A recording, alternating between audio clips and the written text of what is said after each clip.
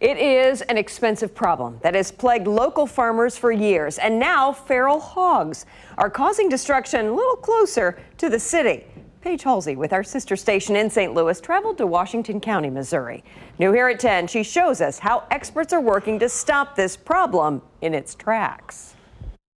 Driving across this privately owned farm about 15 miles outside of Sullivan, Missouri, we quickly spotted evidence of destructive trespassers. There's some old hog damage there. Damage from feral hogs. They can ruin hayfields and food plots overnight. They get in these open fields and they start rooting, and there's no real piece of farm equipment that can repair that. They compete with native wildlife like deer and squirrel for food, and they carry dozens of diseases. Those diseases got into our livestock, our domestic stock, it would be detrimental. They are not native animals, and they don't look like the pink pigs you see on the farm. Instead of that curly little tail, their tail will straighten out, their tusk will grow, their hair will grow, their back gets straighter. Hogs, or boar as some call them, were brought here hundreds of years ago by settlers. But according to the Missouri Department of Conservation, the problem with them started 20 to 30 years ago when it became popular to hunt the wild ones. A lot of folks think they're migrating like the armadillos are and the bears are, but they're all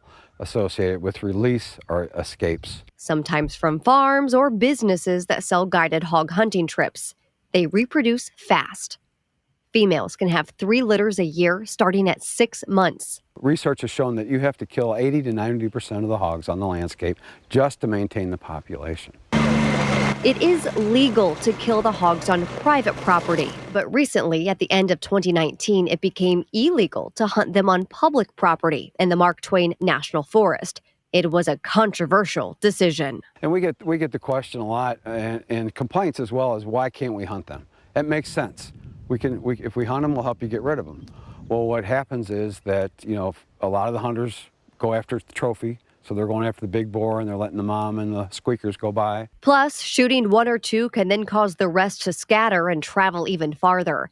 The Conservation Department would rather trap and then kill the entire group.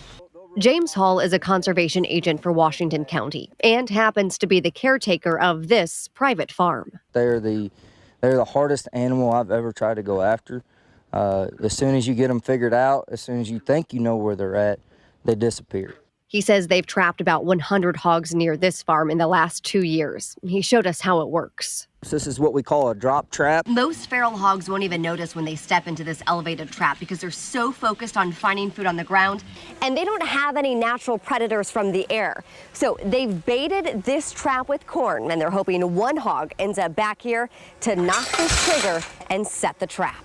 The Conservation Department is working with private landowners to set traps like this. They check them daily and then kill the hogs they catch. In 2020, more than 12,000 hogs were removed in Missouri, with Iron County alone harvesting more than 2,200, according to Missouri's Feral Hog Elimination Partnership. In Washington County, Paige Halsey, News 4.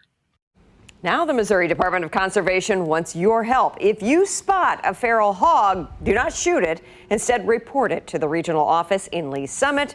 Their number is 816-622-0900.